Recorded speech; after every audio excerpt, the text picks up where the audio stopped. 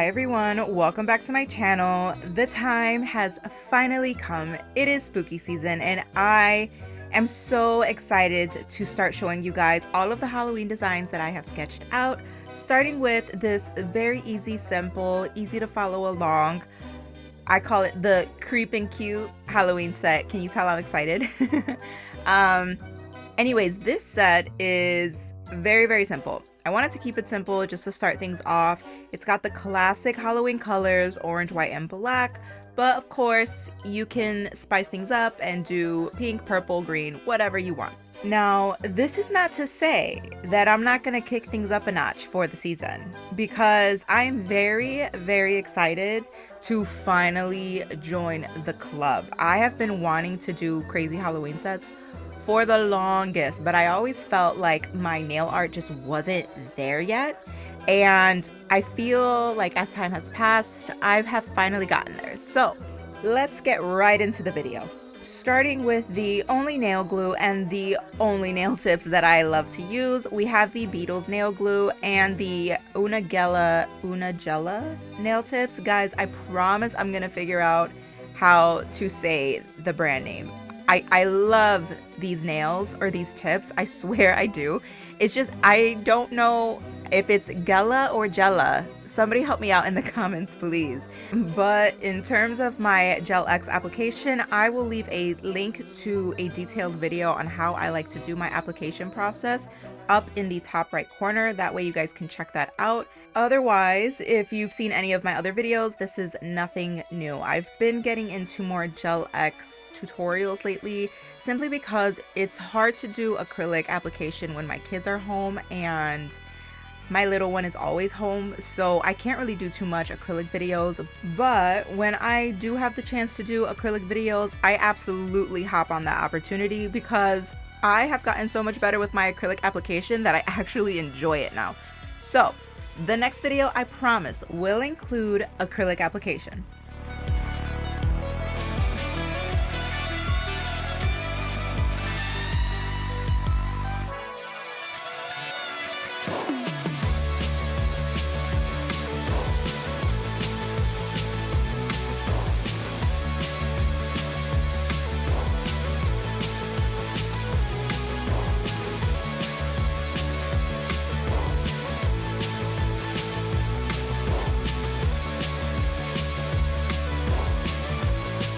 So this is what my nails are looking like after my Gel X application, and then I'm just gonna snip, because we're gonna do a medium length set. So after that, I just start shaping that free edge with my Tammy Taylor hand files. I love these files. You can peel, they're called Tammy Taylor peel and sticks. So what you do is the actual grit part of the file, you peel the back off and you stick it to the pink part of the file, and then you do have to disinfect the pink part. I actually love these files because the board is so sturdy that whenever I apply pressure, it's not gonna bend. And I think that's really helpful if you are like me and your free edge was looking a little bit curvy instead of sharp and clean when it comes to your square nail shapes.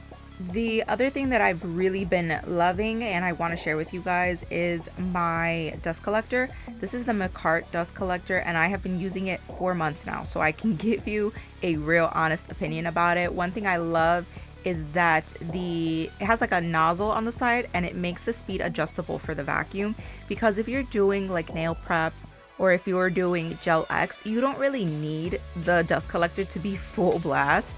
And so having a lower speed it's kind of convenient, you know. But when I do my acrylic application and I see how much dust it collected, guys, trust me, you want a dust collector. It doesn't have to be this dust collector. I'm not gonna try to sell you, but like, this is a really good dust collector and I love it. And you got to remember, you can be inhaling all that dust if you don't have a dust collector. So definitely invest in one, especially if you're just starting out, or if you think like, oh, I just do nail prep, I don't need a dust collector. Yes, you do. Yes, you do. Because over time, you will start to see all of the dust that collects on your shelves, on your floors, even in the air. Like, it literally sits, the dust particles will sit in the air for a certain amount of time before it starts to settle on all of your desks and countertops and floors, and you're just inhaling that over time. So get a dust collector and always, always wear a mask. So what I'm doing right now is just blending in that tip to my natural nail as much as possible. Now, I am very extra and very meticulous about the little details and the things that I think people will notice. So you'll notice that after I use my carbide bit, I'll go over the exact same spot with my sanding band. And the reason I do that is because I'm trying to get as seamless as a blend with my Gel X tips as possible, because I don't want people to see the line from the tip, since I'm using gel polish and not like hard gel or builder gel that will do a better job at covering that line and making it more invisible. Gel polish is not going to give me that luxury, and so I just want to be as diligent as possible in making that line less noticeable.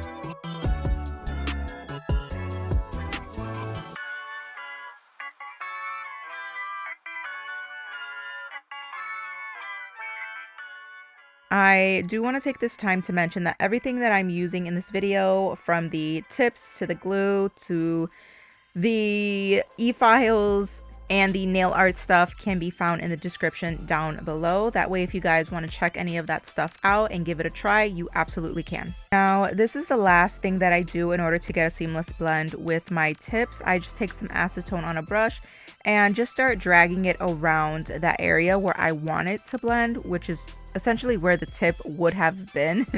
And the reason I do that is because the acetone sort of melts the tip away, and it melts that hard edge away. That's a better way of saying it. It's not melting, you know what I'm trying to say. It's melting away that hard edge. So whatever was left over that maybe I didn't get with my e-file, I'll absolutely get with the acetone.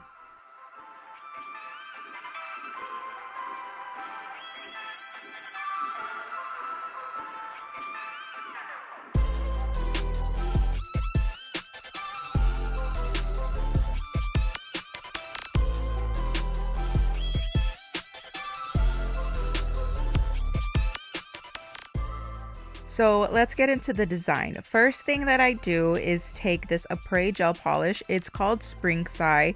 I have about 4 or 5 of their nude gel polishes, and I love every single one. I want to get the other ones that they have because I think the colors are so beautiful on every skin tone. I mean, you guys, you literally can't go wrong. And I got lucky when I found these. So I just take this gel polish and I put 3 coats. Yes, you heard me, 3, because the polish is pretty sheer.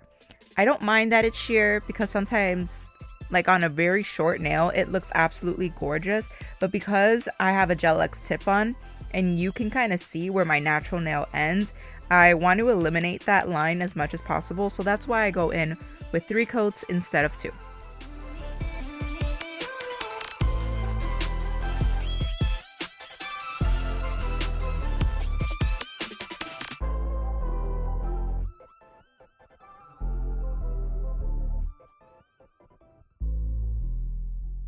Now, I did get some gel polish on my skin, so I'm going to go in with my cleanup brush. I love these brushes. I mention them all the time.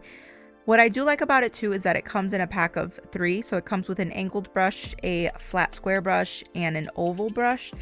I like the oval brush. That's my favorite one. Maybe that's just because it's what I'm used to. But if you prefer an angled brush, then you can absolutely get that option in this set. And I don't know what was wrong with me, but I do that a lot in this video, so don't mind me. But another thing that you can do if you are struggling to use the brush from the actual gel polish and you're trying to get as close to your cuticle as possible, but you keep getting it on your skin, you can just do this right here, which is take a little bit of that same color with a nail art brush and just start filling in that spot instead of using the applicator brush that comes with the actual bottle, because this is just way easier and you can get into all of the little corners that you wouldn't be able to with the thick gel polish brush. And last but not least, I take this black gel polish by Beetles and I do 2 coats of that on my middle finger and my pinky. And then after that, I go in with this D&D orange color and I do 3 coats of that on my ring finger. Again, yes, 3 coats because not even that it was sheer, I just love how pigmented it looked when I did 3 coats. And like I said, I'm extra, so you don't have to do 3 coats, but if you want to, this is what it looked like.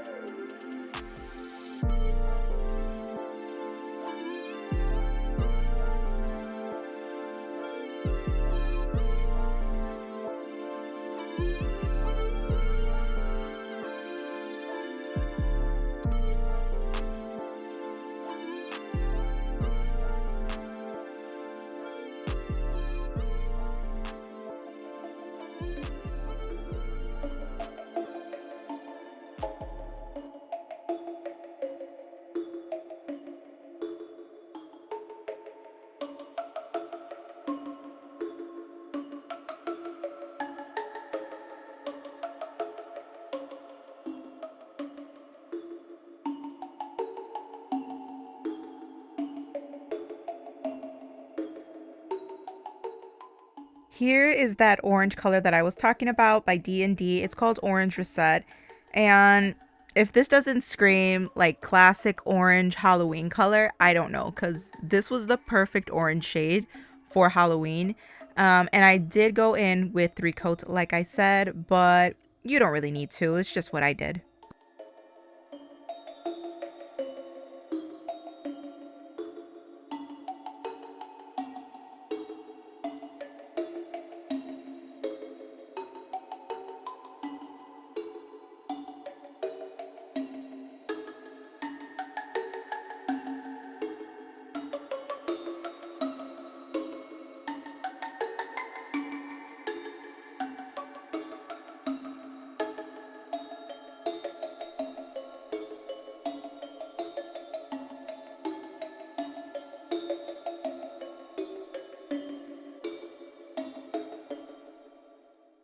After I applied all of my base colors, I got to do the actual nail art portion of the design. So for my thumb, I go in with that same shade of orange and I just do half a prey color, half orange, and then I outline the orange part in black.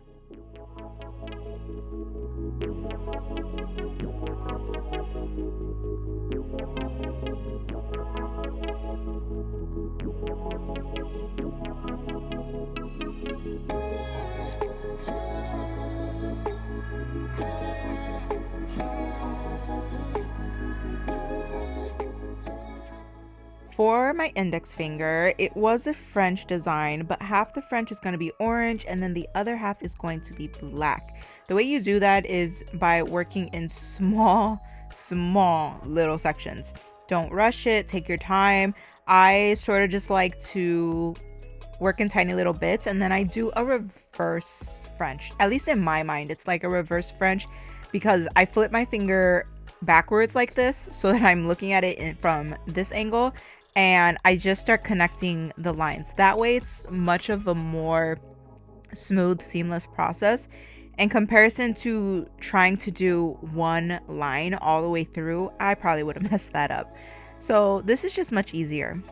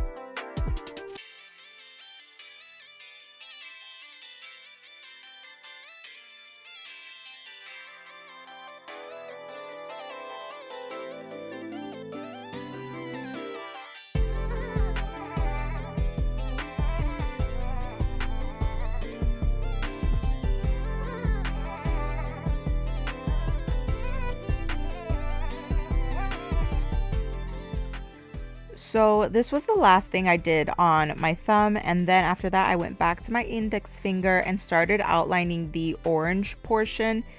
This part wasn't so bad. It was doing the other side of the French where I had no lines to go off of, but still had to make it equal compared to the orange side. You'll see what I mean in a second. But again, just work in small sections and you'll be fine. Also, I did not speed up this video too quickly. This is pretty close to how I actually move in terms of speed. So when I say don't rush it, I really mean don't rush it, because this is pretty much how fast I was going.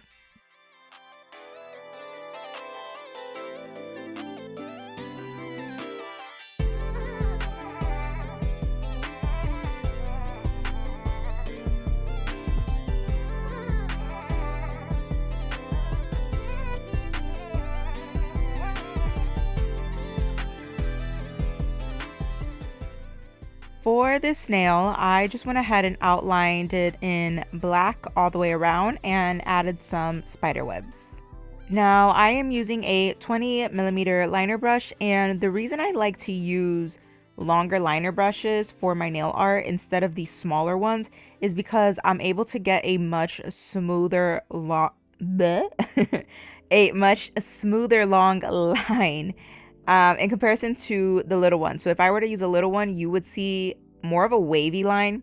It wouldn't be smooth all the way through because there's not enough polish on the brush to actually draw out such a long line. So if you are struggling with like French lines, or you just want to do longer lines for your nail art and they're not coming out smooth, try switching over to a long liner brush. Now it does take some practice, but once you get used to it, it'll be like second nature.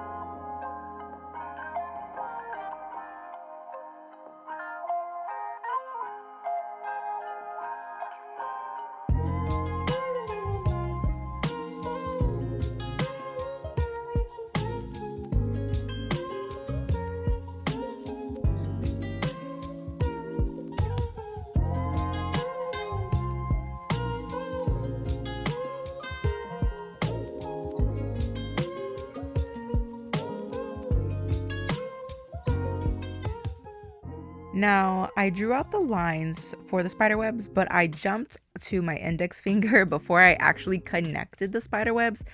I have no idea why I do this. In my mind, I'm trying to do all the spider webs at once. So I started the design and then I was like, wait, I still have to do the spider web on my index finger, but I still have to outline the rest of my French on my index finger. So my mind just jumps from place to place when I'm doing my nails. And I don't know if that's good for filming. Probably not, but that's just the way my brain works. So I started outlining the spider web in this little itty bitty corner of my index finger. And like I mentioned before, a long liner brush is going to be your best friend for tiny detailed art because the long liner brush is going to allow me to do super, super thin lines. If I were to use like a 4mm brush or even an 8, the line would probably be too chunky. Could you do it? Yeah, of course you can. But I have just been using a long liner brush for so long now that I just prefer to do it for all of my nail art.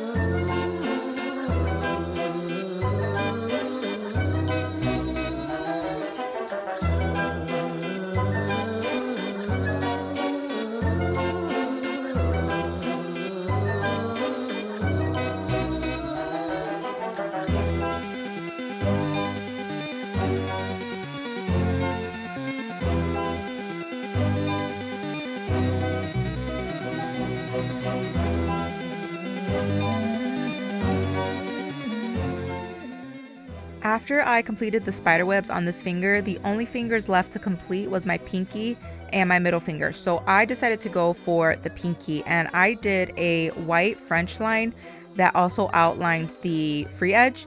And then on the French line, I decided to do those, it looks like stitches on the French line, but I was trying so hard to be so careful with this nail because it's not only black, but it's also matte top coated. So one thing about having a black base with a matte top coat on top is that if you mess up and you use acetone or nail polish remover to wipe away the design, it leaves like a streaky residue on the nail.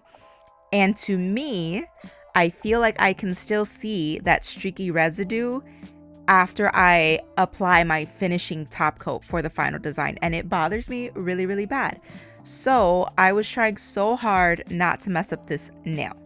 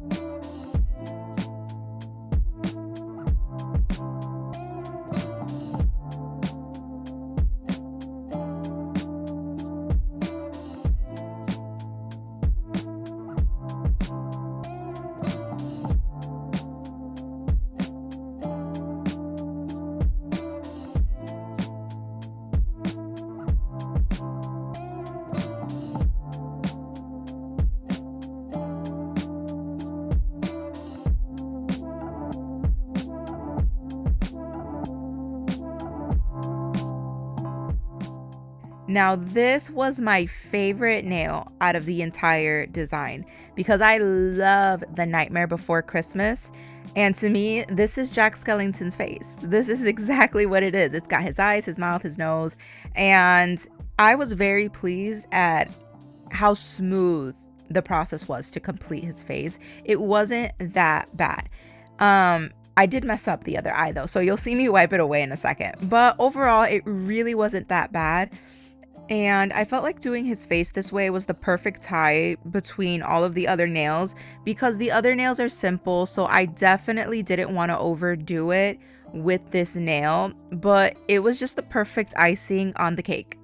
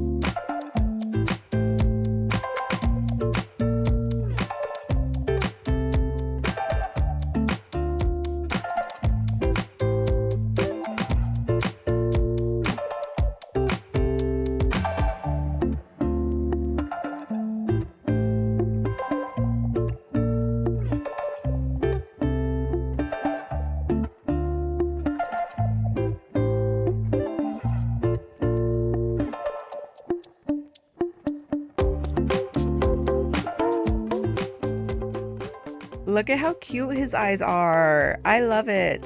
This is my favorite movie. Should I do a Jack Skellington nail art design? Now I'm thinking about it. I've already sketched out all of my Halloween nail art and I've got like 6 designs that I want to do, but maybe I'll just add a 7th. Let me know in the comments if I should do Jack Skellington or not, because you know I will.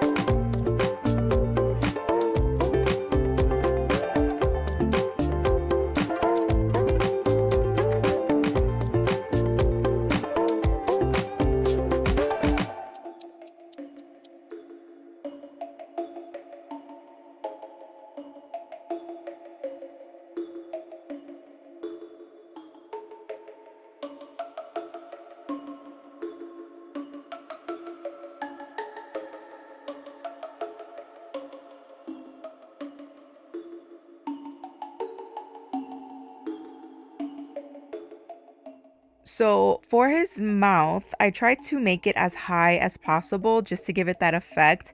And then for the lines, I did some diagonally, and then some of them don't go all the way through. Some of them just go from the top of his mouth to the lip, but not all the way through the lip to the bottom, just to give it a different effect, because the picture I was following didn't have all of the lines going through. But I try not to get too much into my head either, because you know, you get into your head and then it just doesn't look the same. But once I finished that, I went ahead and applied some glossy top coat, and this was the final result. I loved it. I thought it was a really cute first Halloween design to kick off the season, and Oh my gosh. I just love it. I don't know. Let me know if you guys really like this one down in the comments, and I can't wait to show you my next design.